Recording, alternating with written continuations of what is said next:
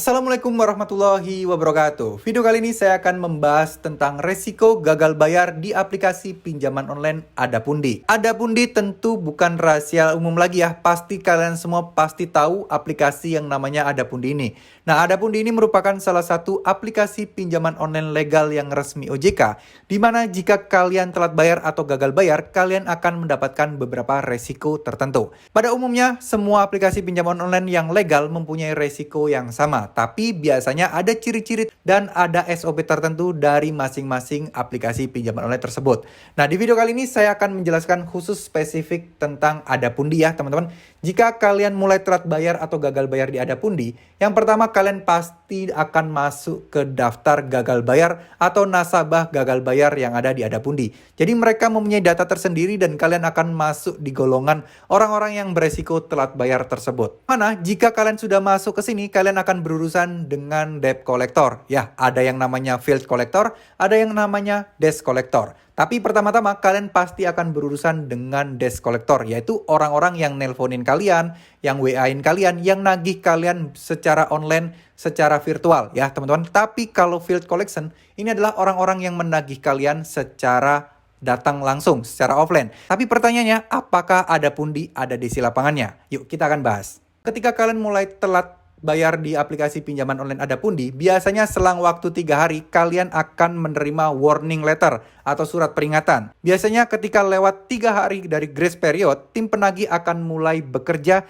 dengan mengirimkan pesan kepada nasabah atau debitur sebagai upaya untuk memperingati agar segera membayar hutang pinjaman kalian. Jadi biasanya kalau masih telat di bawah seminggu, itu biasanya masih seputar edukasi, kemudian masih informasi yang ramah, dan informasi-informasi yang memang harusnya kalian ketahui teman-teman. Namun kalau sudah mulai 1 bulan ke atas, maka kalian akan mendapatkan makin banyak telepon yang masuk. Nggak cuma 1-2, pasti banyak banget setiap saat telepon yang masuk yang menghubungi kalian untuk segera membayar hutang pinjaman kalian. Jika memang semua itu mentok, biasanya mereka akan mengirimkan field collector atau DC lapangan ke rumah kalian untuk melakukan penagihan. Ini masih ambigu ya, informasinya masih simpang siur. Tapi saya meyakini Adapundi masih belum mempunyai DC lapangan.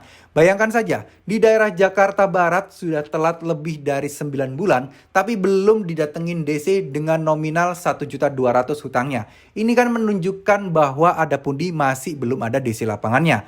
Atau misal kalaupun ada, biasanya itu sangat sedikit dan nggak semua orang ditagih. Biasanya hanya untuk sampling aja, hanya untuk menakut-nakuti aja kepada orang-orang yang gagal bayar atau telat bayar di tempat lainnya. Jadi mereka kayak memberikan semacam contoh gitulah teman-teman ya. Padahal secara OJK harusnya aplikasi pinjaman online setelah telat lebih dari 90 hari sudah tidak boleh menagih lagi, apalagi sampai datang ke rumah. Itu sebenarnya tidak boleh karena di aturan OJK udah jelas ya. Ada pasalnya, ada undang-undangnya di mana di situ dijelaskan bahwa segala transaksi yang dilakukan melalui teknologi informasi secara virtual, pembayarannya pun harus melalui elektronik atau teknologi informasi juga. Ada pembayaran DC datang menagih, nggak boleh.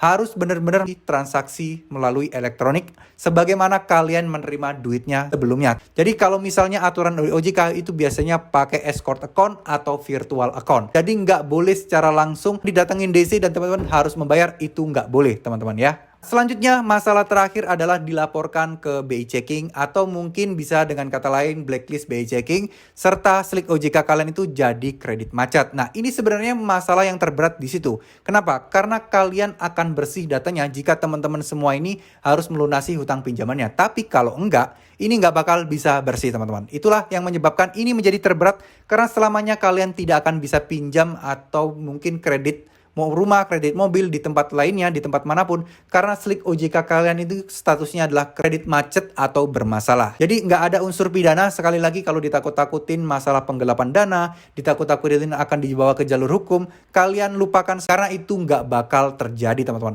Masalah utang piutang murni masalah perdata, nggak ada sangkut pautnya masalah pidana. Meskipun kalian diancam menghindar, kalian diancam kabur, kalian diancam karena tidak menanggapi pesan, ya jangan takut karena itu semua hanya ancaman belaka dan mereka tidak akan melakukannya. Dan jika satu lagi kalian diancam akan sebar data oleh oknum, biasanya ada yang bilang bahwa Adapundi sebar data atau menghubungi kontak di luar nomor darurat. Nah, kalian jangan langsung percaya karena biasanya itu hanya gertakan belaka. Karena orang sekarang lebih takut malu dibandingkan orang itu takut akan kekerasan karena semuanya sudah pada melek hukum. Rata-rata orang sekarang mulai beralih takut malu, takut dipermalukan kepada teman-teman kalian lah, takut dipermalukan kepada tetangga kalian lah. Inilah yang saat ini dimanfaatkan oleh DC-DC tersebut. Gak hanya di Adapundi, ini juga bisa berpengaruh di aplikasi pinjol-pinjol yang lain, teman-teman. Semoga video ini bisa bermanfaat. Terima kasih. Wassalamualaikum warahmatullahi wabarakatuh.